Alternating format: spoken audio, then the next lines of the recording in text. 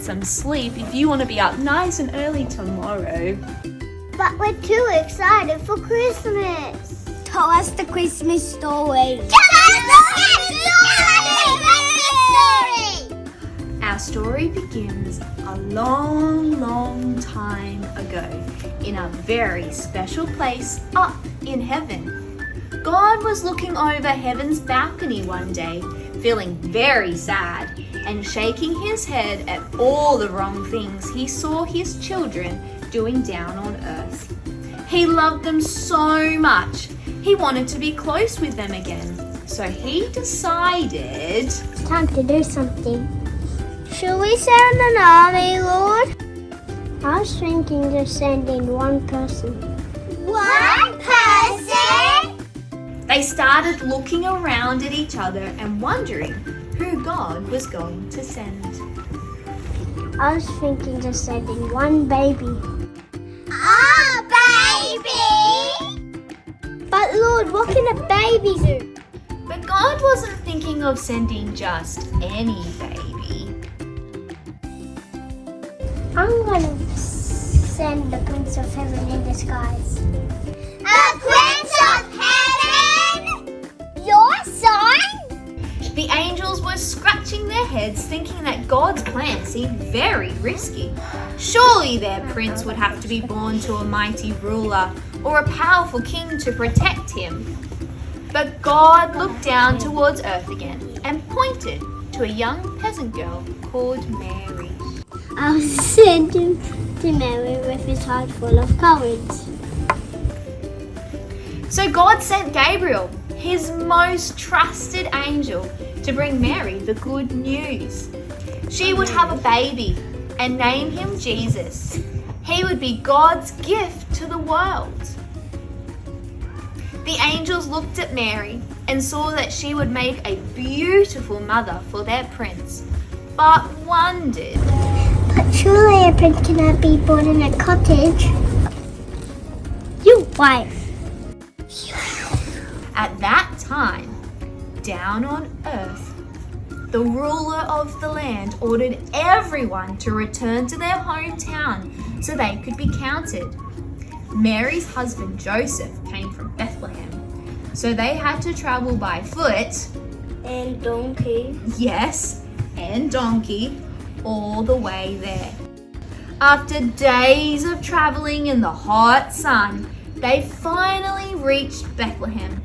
But even though they searched and searched, they could not find a place to stay. The only place they could find... I've got it. He'll be born in the stable. A stable surrounded by animals, filled with hay and poo. It wasn't a mighty palace or a grand castle. God had chosen his son Jesus to be born in a stable. The angels looked at Mary and Joseph. They knew that God had a good plan and that he was sending his son Jesus to earth on a mission to bring all people close to God again. They were filled with so much love for their king that they jumped for joy. While God's plan wasn't quite what they had in mind, they didn't want to miss out on the exciting adventure that God had planned. Please can we sing? Yes, sing for our King. Please can we sing? God looked at all their faces. He saw the love that they had for their prince and smiled. He nodded his head. Of course you can. Then God looked down and saw some shepherds watching their flock during the night. Go and sing for the shepherds, telling them the good news, he told them. Suddenly, the angels of the Lord appeared to the shepherds, and the glory of God shone around them. The angels told the shepherds not to be afraid. They were there to bring good news of great joy. On that day, in Bethlehem, the Saviour of the world had been born. The shepherds were so amazed by the angel's message. They jumped up straight away and followed the angels. When the shepherds arrived, they saw Mary and Joseph and baby Jesus, and they knelt down and honored him. How will the other people notice Jesus was there? What if they didn't see him? God left clues in the stars so that those who were really looking for him would find him. And his gift, Jesus, would bring all people closer to God, even if they do something really wrong. Nothing can get between them and God's love. And that night, when Jesus was born, a brand new star appeared in the sky. Some wise men from faraway countries saw the star and knew what it meant. They studied the stars and had read very old writings that told them that a new star would appear when a great king was born. So they followed the star to find the Son of God and to bring him their gifts to honor him. I love gifts. Me too. The wise men were awestruck. They knelt low and worshipped King Jesus. Then they opened their treasures and offered him their very best gifts: gold, frankincense, myrrh. Wait, those are not good gifts for a baby. Gold, perfume, and frankincense? Why didn't I bring toys? Well, remember, this was over 2,000 years ago, and these were very rare and precious gifts.